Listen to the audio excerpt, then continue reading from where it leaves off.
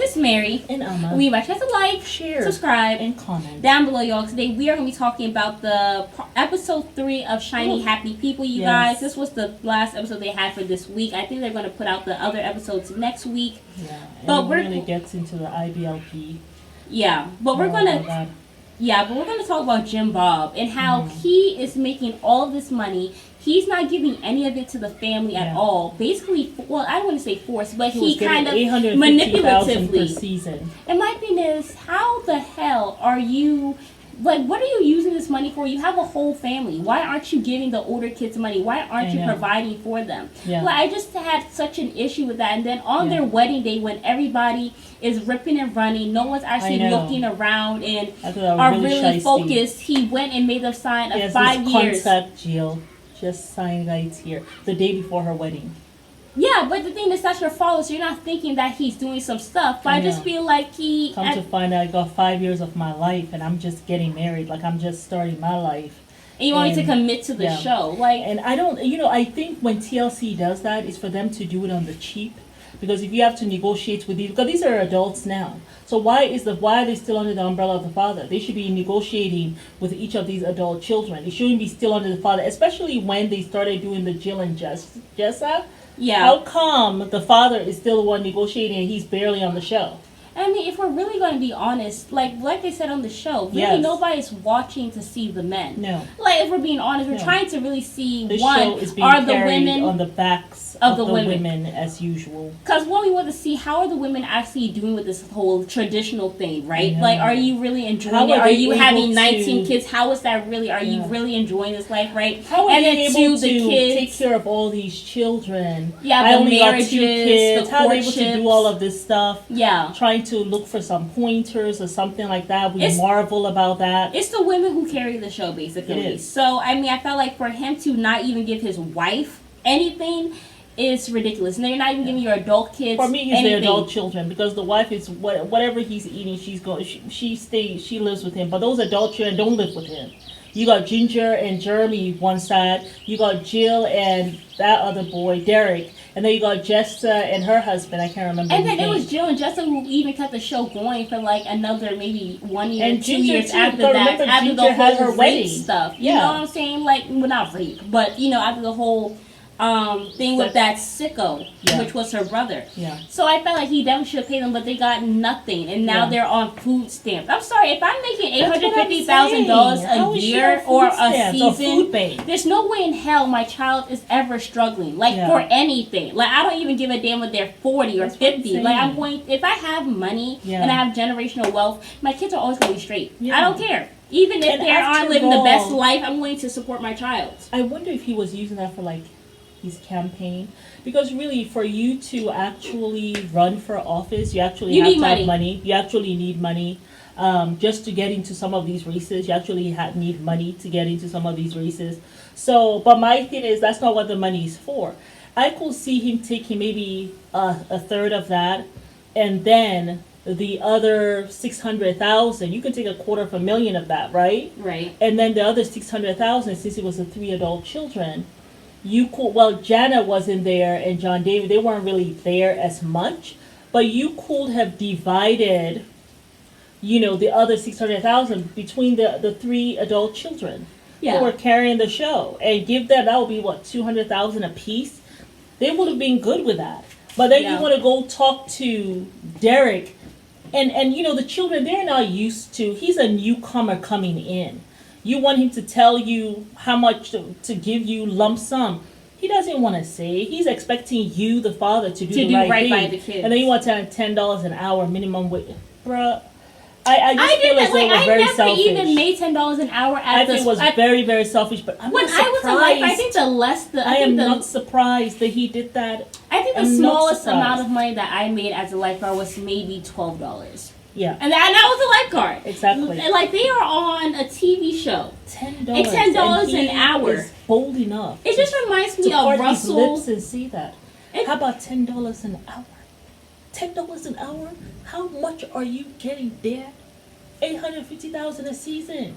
And but I think when they do these shows, especially these family shows, even like with the Sister Wives, they don't want to negotiate with each adult because it's going to cost them more. So they go under their umbrella, like maybe of Cody Brown by himself or Jim Bob by himself. And those guys, because they know they're going to take all the money for themselves, because they're selfish like that, they are not going to negotiate enough for everybody. Right. So the 850,000 will be enough. Now, if they had done it with each adult, it might have come up to $1 million, $2 million, something like that. I feel like it's kind of ridiculous that. But the man doesn't care because he's taking all the money for himself. So 850,000 is good for him. Yeah. Because he's taking the money for himself.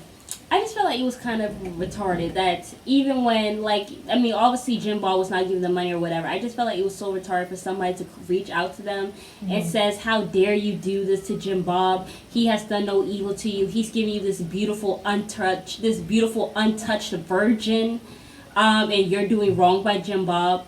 My thing is, I don't know what this obsession He's the one with who went and found Derek. If you look at the show, he was the one who asked Derek, like, hey, you know, my daughter is over here. Derek reached out to him for him to be a prayer partner as he went to Nepal. Jim Bob, oh, you know, I have a daughter, Jill. You know, I'm thinking about you being like her husband, like courting her. So he's the one who reached out for Derek, not the other way around. So that's not even true. Yeah, I just thought it was ridiculous. And this whole obsession with purity and being a virgin, I personally, you know, y'all can say... And then the slut shaming. I feel like the whole thing with like the purity... the men, you have to help the men control their eyes. It's as if women don't have eyes themselves. We're going to get to that. But I feel like the whole thing with the purity and the virgin stuff, I personally think it is a way for men to actually put their sick sexual fetishes on women who are not experienced and who have not had sex or who also have not even learned what they like, right? So I feel like if I go and I get with a virgin, then she doesn't know any better. Just like how that girl T11, she didn't know any better when she got raped 3 times her wedding nights because this is her first time. Is this really how sex is supposed to be? But I feel like that's why they are obsessed with this whole purity and virgin stuff. And I find that the men who are very obsessed with stuff like that are the ones who are out there with their community wing. Yeah. All over the place. Yeah. All over like the place. Like the Energizer Bunny. Yes. They're not virgins. No. Not even close. No.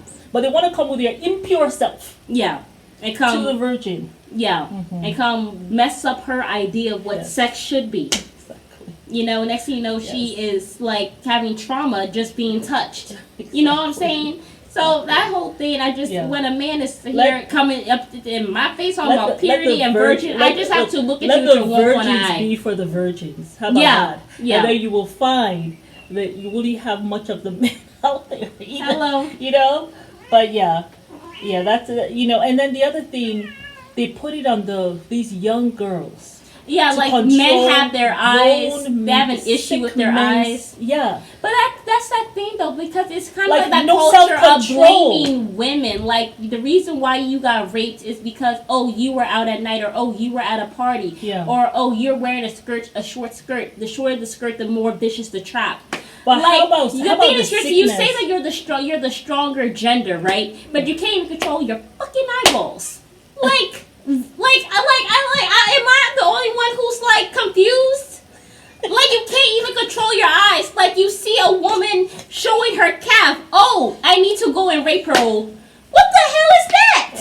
I can't control my own eyes. I can't lower my gaze. No. And then that whole thing about how like I'm sorry for my French, but like it just pisses me off to such a severe extent because I had a friend in college who actually got assaulted. Yeah.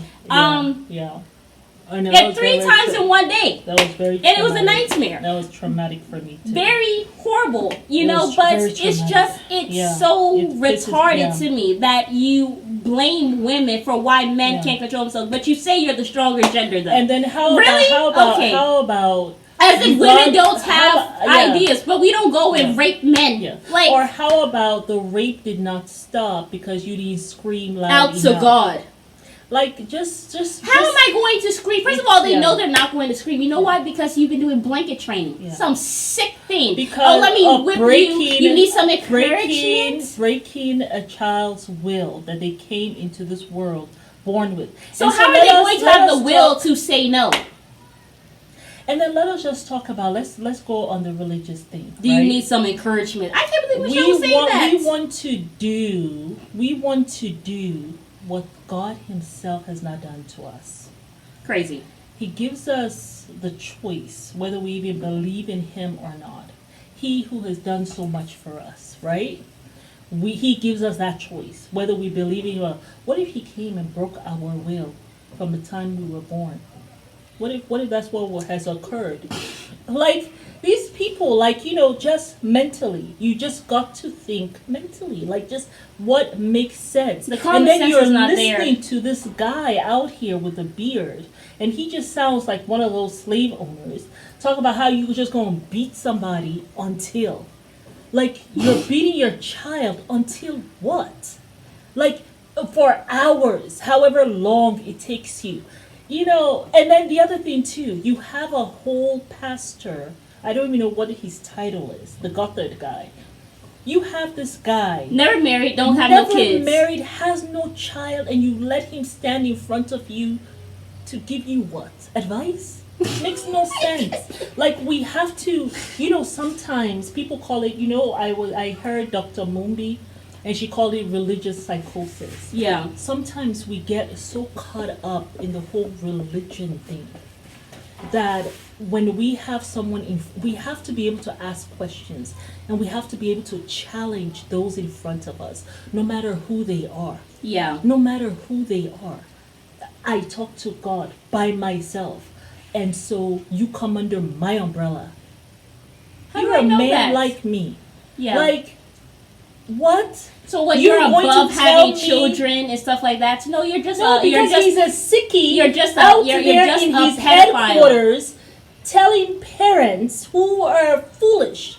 It's foolish, I feel, for a parent to send your daughter away to some man who is a pastor. Why the hell does he want my daughter for? My 14-year-old, 13-year-old, for what? To be in headquarters with who? And you're not there. You're not there. But you've done the blanket training, doing what God has not even done to you ever in your lifetime. But you decide, I'm going to do that to the child. And then the child was raped by the father at 10. Remember the girl who was talking about it? That was so sad. Raped by the father at 10.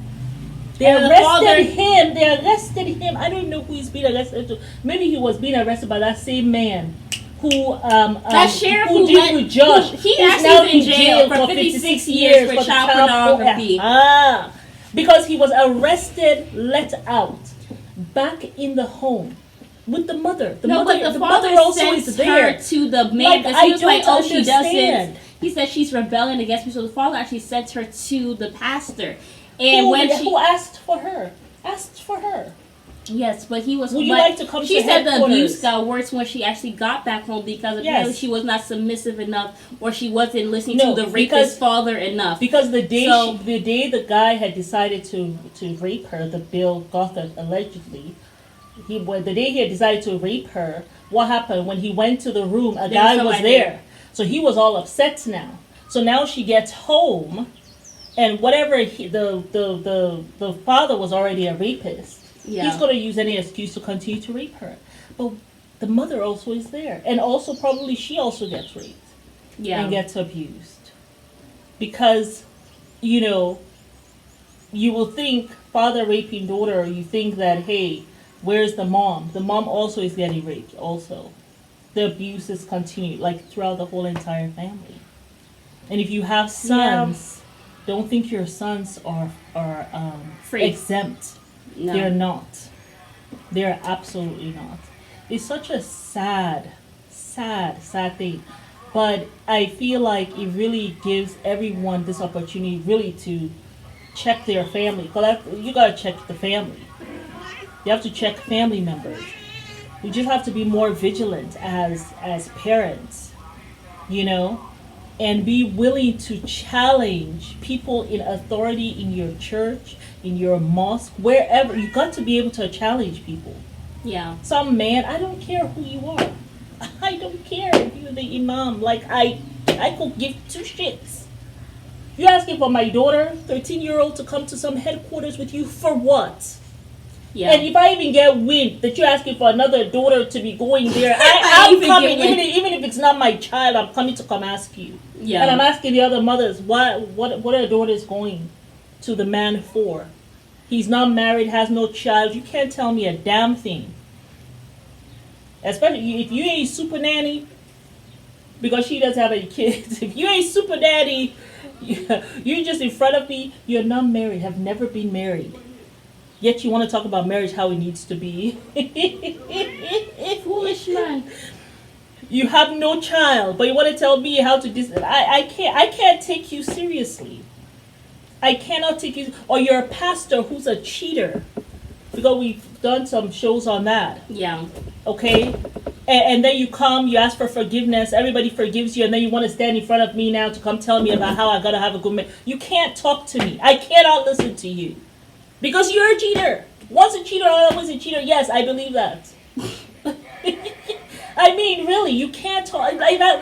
This is what we just have to do. Because people have to understand the ramifications. Yeah. You make these kinds of mistakes, you can no longer be in front of a congregation to talk to them about shit. Certainly not about that. Yeah.